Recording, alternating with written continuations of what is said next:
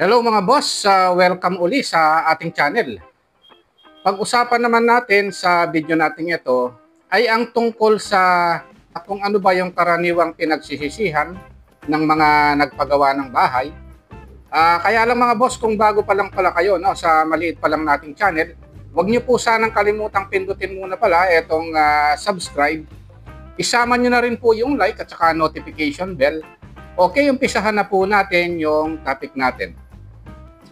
Ang unang karaniwang pinagsisisihan ng mga nagpagawa ng bahay, lalong-lalo na kung medyo malaki yung pinagawang bahay, ay ang hindi sila kumuha ng engineer o kaya architect para sa kanilang ipapagawang bahay.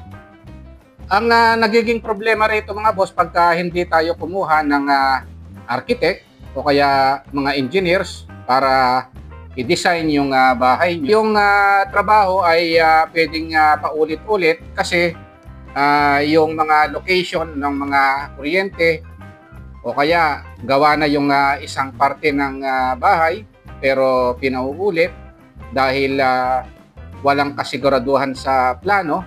Maaring merong plano kaya lang hindi maayos yung pagkakagawa, no?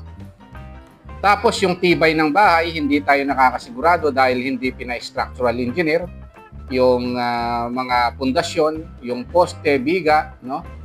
Basta nag-rely lang sa experience nung gagawa.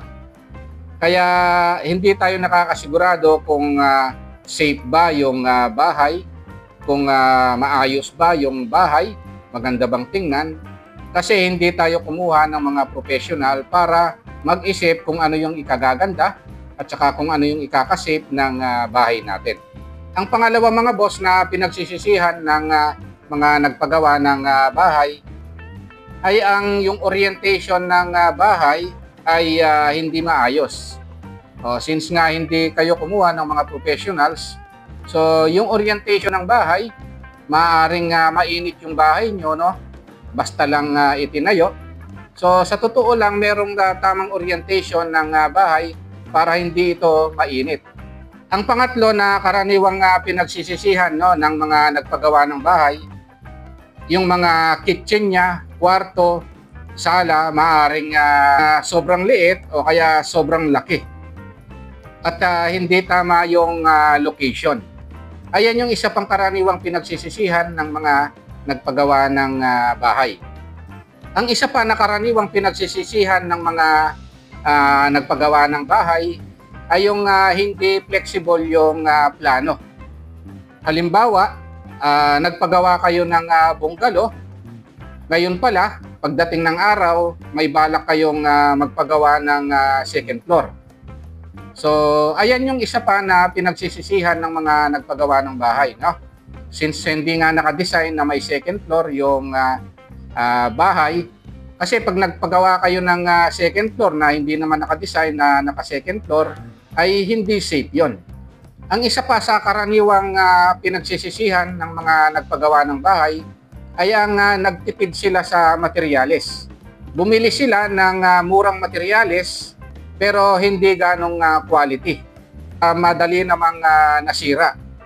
Halimbawa, nagtipid sila ng pintura, pero madali itong nag-fade. Yung bumili sila ng murang tiles, no? Pero madali itong nabiyak. So, ang nangyari, nagastusan lang sila.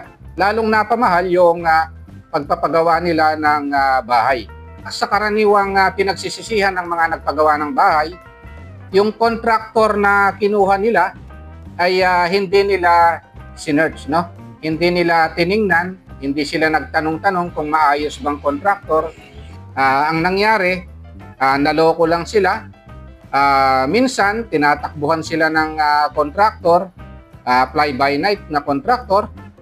Hindi pulido yung pagkakagawa ng bahay niya dahil basta-basta lang sila kumuha ng contractor.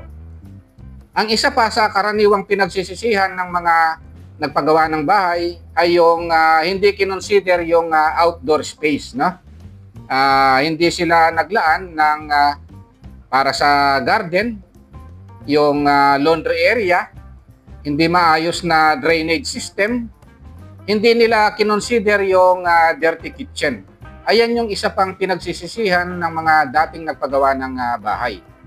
Okay, yan lang mga boss, no? Kung nagustuhan nyo itong video natin, huwag nyo po sanang kalimutang pindutin yung subscribe. Isama nyo na rin po yung like at saka notification bell. Thank you very much at God bless.